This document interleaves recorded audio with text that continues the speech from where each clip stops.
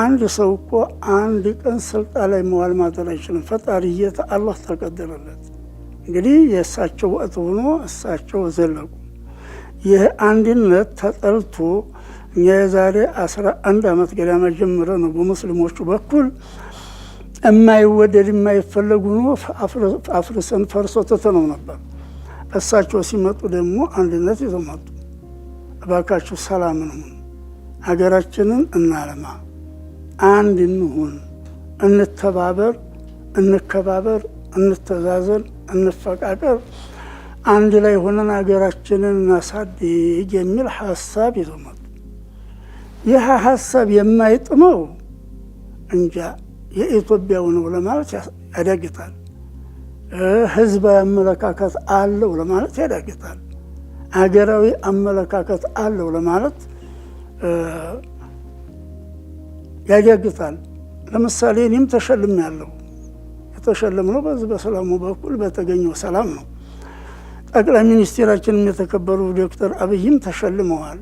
በአፍሪካ የመጀመሪያ ሽልማት አፍሪካን የሚያኮራ የኢትዮጵያን የሚያኮራ ስሟን ወደ ላይ ከፍ የሚያደርግ ሽልማት አግኝተዋል። ይህ ሽልማት እኮ የተገኘው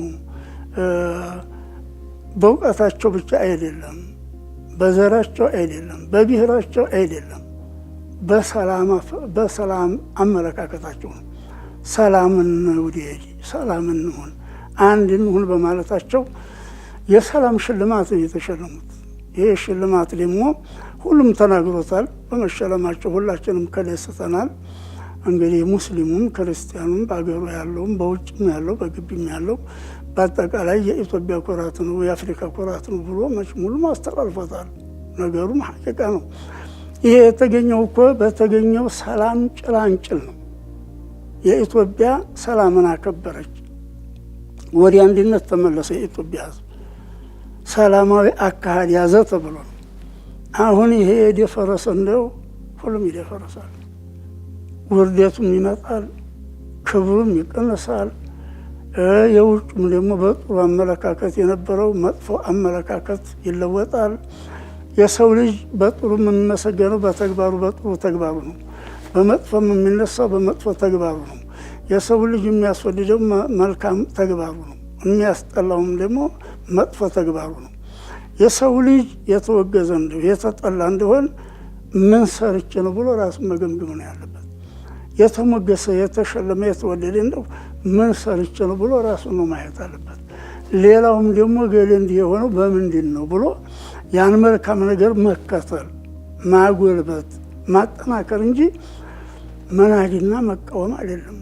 ይሄ ከሆነ ጥሩ አይደለም እና ይሄ በሰላም በኩል የተገኘ ጭላንጭል እንዳይጠፋ እንጠብቀው፣ እናጠንክረው፣ አገራዊ እናደርገው፣ ህዝባዊ እናደርገው እና አንድ ሆነን ልማታችንን እናጣድፍ፣ እድገታችንን እናቻኩል ነው የምለው። ምናልባት በሰው መካከል መቼም ችግር አይጠፋም። የሰው አመለካከት የሁሉ አንድ ሊሆን አይችልም። የሁሉ አማልኩሉ አርቆ ይመለከታል። አንዳንዱ ደግሞ ጊዜያዊ አመለካከትም ይመለከታል። አንዳንዱ የራሱን ጥቅም እንጂ ለሰው የማያስብ አለ። አንዳንዱ ለሀገር ደንታ የሌለው አለ። የሰው አመለካከት የተለያየ ነው። ያ የተለያየ አመለካከት ወደ ጥሩ እንዲሄድ ነው መቃረብ የሚያስፈልገው፣ መመካከር የሚያስፈልገው፣ መቀራረብ፣ መፋቀር፣ መዋደድ፣ መረዳዳት የሚያስፈልገው የተዘነበለ መጥፎ አመለካከት ያለው ሰው ወደ ጥሩ እንዲዞር ነው። ጊዜያዊ አመለካከት ያለው ሩቅ አመለካከት እንዳያገኝ ነው። ስለዚህ ወንድሞቻችን የፖለቲካም ወንድሞች ሆኑ ማንኛውም ሰው ሆነ በኢትዮጵያ ውስጥ ያለም ሆነ በውጭ ወደ አንድ ልንመጣ ይገባል። ወደ አንድነት፣ ወደ ሰላም ልንመጣ ይገባል። ልንመካከል ይገባል። አለዛ ሽልማቱም ከንቱ ነው እኮ። ሽልማቱም ከንቱ ይሆናል፣ ሰላሙም ከንቱ ይሆናል። የውጩም ሰው ደግሞ ይችን ሀገር በክብር አይን የሚመለከታት ሰው እንደፊቱ ደግሞ በድህነት በውርደት የበታች አድርጎ ማየት ይመጣል። ተገለባባጭ ነው። እንዲያካሄዳችን ነው የሚሄደውና አደራ ባካችሁ አንድ እንሁን ነው የምለው። የሰው ልጅ አመራሩ ጋር ሆኖ ተውጭ ጠላት ሲመጣበት ጠላት ይከላከላል፣ አገሩን ያስከብራል፣ ሰላሙን ያጠነክራል፣ አንድነቱን ያጎለብታል እንጂ ራስ በራስ የኢትዮጵያ ሰው በአጠቃላይ ሙስሊሙም ክርስቲያኑም የተጋባ የተዋለደ በጉርብትና የሚገናኝ በባህል የሚገናኝ በማንኛውም ነገር ግንኙነት ያለው ህዝብ መሆኑ የታወቀ ነው። አገር ውስጥ ስበሳችን ወንድማማቾች እህትማማቾች አባትና ልጅ መሪና ተመሪ ስበሳችን መጣላታችን መቃረናችን በጣም አስገራሚና አስደናቂ ነው። እውነት ለሚመለከት ለሚያይ ለሚያውቅ ሰው የዛሬ ሰው ደግሞ የሚገርመው ቅድመ አያቶቻችን እንኳ መሀይማኑ ይበዛል። ስልጣንንም ሲያካሂዱ እንደው በጣታቸው እየፈረሙት ያስተዳድሩ ሲመሩ ኑረዋል። ዛሬ ወጣቱ የተማረ ነው፣ የፖለቲካው ሰው የተማረ ነው። እንደምናውቀው ይሄ ትምህርት ማለት ይሄ ማወቅ ማለት መረዳት ማለት ተውቀት ተንኮል ይፈልቃል እንዴ? ተውቀት ውስጥ ሸር ይፈልቃል እንዴ? ተውቀት ውስጥ ጥፋት ይፈልቃል እንዴ? አይፈልቅም። እኛ እንደ ሃይማኖት የሚለው ምንድን ነው? አንድ ሊቅ የሆነ ሰው ዕልም ያለው እውቀት ያለው ሰው አላግባብ የሰራ እንደው እንደ መሀይም ይቆጠራል ይላል። እውቀቱ እንዳላወቀ ነው የሚቆጠረው፣ እንዳላወቀ ነው የሚቆጠረው። ምክንያቱም እውቀት ተመጥፎ ሊከለክል ነው፣ ወደ ጥሩ ሊያሰማራ ነው። ራሱ ተጠቅሞ ሌላን የሚጠቅምበት ለሆነ ተግባራት ሊመራው ነው። ራሱንም የሚጎዳ ሌላም የሚጎዳ ተግባራት የመጣ እንደው የተማረ ሰው ያወቀ ሰው እንዳላወቀ ይቆጠራል፣ እንደ መሀይም ነው የሚቆጠረው ይላል እና እንደ እስልምና ሃይማኖት።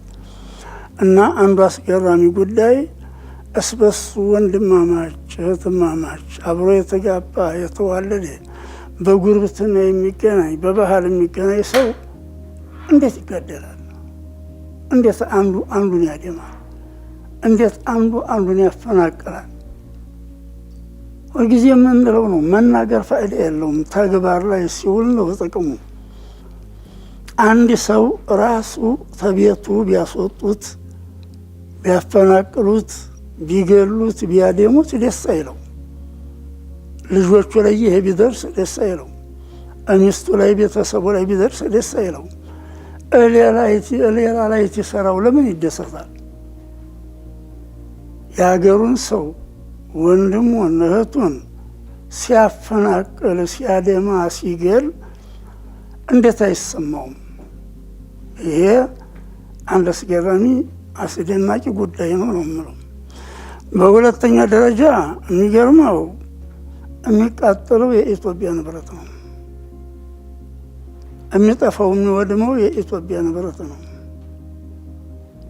እድገት እየፈለግን ሀገራችን ችግርተኛ ነች እያልን ተውጭ ክጀ እየለመን እያመጣን ይህኑ ደግሞ የተገኘውን ማውደማችን ማጥፋታችን ማቃጠላችን በጣም አስገራሚ አስደናቂ ነው።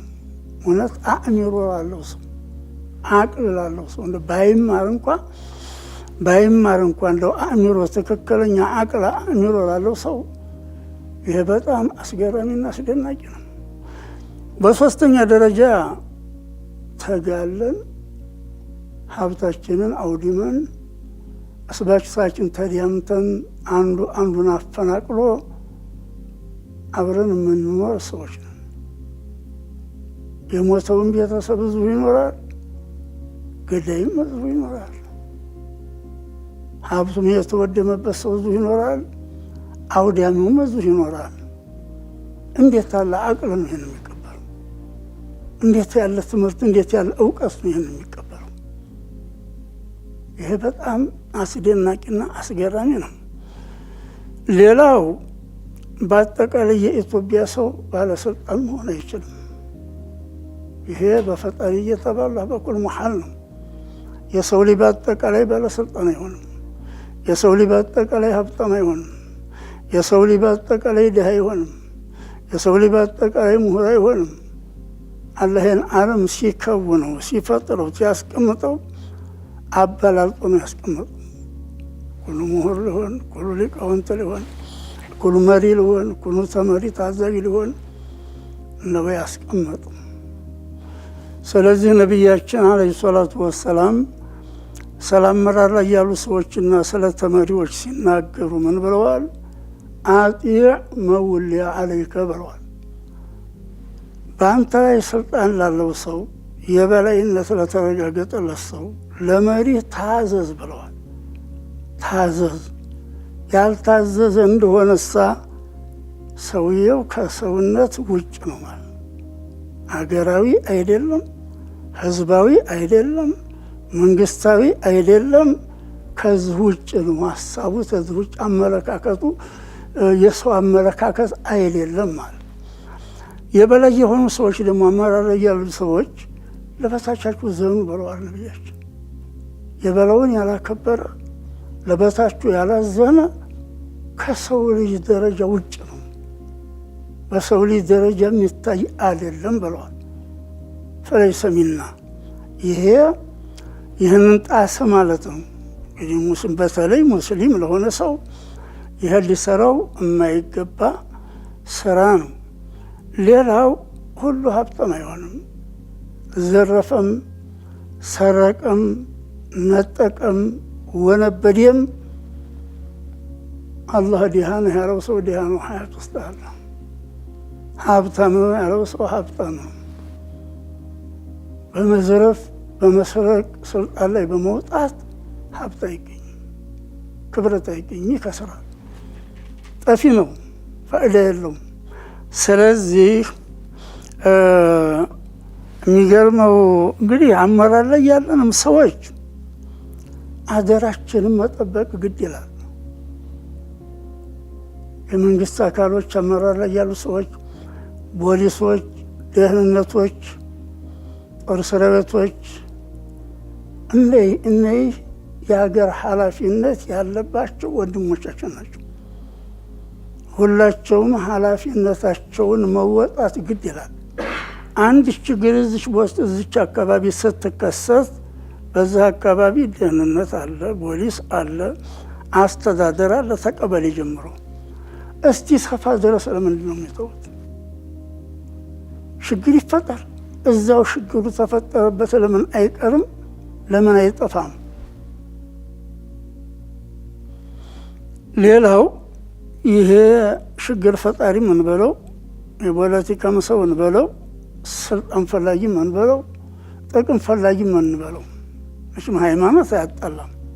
የሚያጣላው ስልጣንና ጥቅም ነው። ዘመድ አለው፣ ቤተሰብ አለው፣ ጓደኛ አለው። ይህ ነገር ለሀገር አይበጅም፣ ይህ ነገር ለሀገር አይጠቅምም፣ ለህዝብ አይጠቅምም፣ ለአንተም አይጠቅምም ተው ብሎ እንዴት አይከለክልም? ብዙ ሽማግሎች አሉ፣ የባህል ሰዎች አሉ። ይህን አልፎ እንዴት ነው ይህን ያህል ችግር የሚከሰተው? በጣም ያስገርማል፣ በጣም ያስደንቃል። ሰው የውጭ ጠላት ይከላከላል እንጂ ሰው አውሬና ሰው ነው ሊጠነቀቅ የሚገባው። ሰው ተሰው ይጠነቀቃል። ሰው ተሰው ተጠንቅቆ ይዘልቀዋል። ተውጭ ሰው ሰው ውስጥ ሰው ታካሉ ከወንድሙ ከእህቱ ተልጁ ዘርቆ ይጠነቀቃል። እና ይሄ በጣም በእስልምና ሃይማኖት አካባቢ አስገራሚና አስደናቂ መጥፎ ነገር ስለሆነ ልናወግዘው ይገባል። ሁላችንም ስልጣን የፈለገ ሰው በህጋዊ መንገድ ሄዶ አላህ ተሰጠው ይይዝ ይችላል። ታልሰጠው ይቀራል። ያልሰጠው እንደሆነ አገር ሊረብሽ ነው እንዴ? አገር ሊያስቸገር ነው እንዴ? አገር ያስቸገረ ሰው እኮ መልሶ ህዝብ ይጠለዋል፣ መልሶ ህዝብ ይተፈዋል። ፈጣሪ አላህ ይጣለዋል። እዚሁ ተሞት በፊት ተሞት በኋላም የተዘጋጀው ተቀምጦ ይጠበቀዋል። ስለዚህ እኔ እንደ ሃይማኖት አባት ማስተላለፍ የምፈልገው የፖለቲካም ወንድሞቻችን የፖለቲካ ሰዎች ወንድሞቻችን ናቸው። ወጣቱም ወንድሞቻችን ናቸው፣ ልጆቻችን ናቸው። ንብረት ማውደም ጠቃሚ አይደለም ለሀገር፣ ለአውዳሚውም ጠቃሚ አይደለም። የፖለቲካም ወንድሞቻችን ደግሞ በህጋዊ መንገድ የሚፈልጉትን ይፈልጉ እንጂ በረብሻ ችግር በመፍጠር አይደለም። የመንግስት አካል የሆንም ሰዎች ደግሞ ያለብን ልንወጣ ይገባል እና ይሄ አገርም አይጠቅም ለህዝብም አይጠቅም ጉዳይ ብንተው የተሻለ ነው። መተው አለብን። ወደ ሰላም መመለስ አለብን። ወደ አንድነት መመለስ አለብን። ባለፈው መጸጸት አለብን። አሁን የሰላም ጭላንጭል ደህና ዘለቀ ብለን ሙስሊሙም ወደ አንድነት እየመጣ ክርስቲያኑም ወደ አንድነት እየመጣ ነው ብለን ትንሽ ደስታ ጀመረን ነበር። አሁን ያንን ማፍረስ ምን አመጣው? ያመደ ፍረስ ምን አስፈለገ? እና አደራችሁን እባካችሁ ወደ ሰላም እንመለስ።